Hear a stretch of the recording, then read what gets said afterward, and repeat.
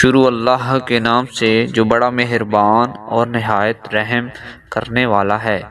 سیدنا ابو سعید خدری رضی اللہ تعالی عنہ سے مروی ہے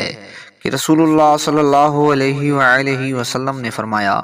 میں تم میں دو بیش قیمت چیزیں چھوڑ کر جا رہا ہوں، ان میں سے ایک دوسرے سے بڑی ہے۔ اللہ تعالیٰ کی کتاب ایک رسی ہے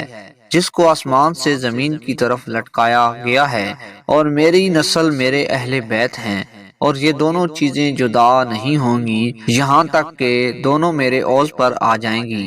سیدنا عمران بن حسین رضی اللہ تعالی عنہ سے مروی ہے، وہ کہتے ہیں قرآن مجید نازل ہوا اور رسول اللہ صلی اللہ علیہ وآلہ وسلم نے مختلف طریقے جاری کیے،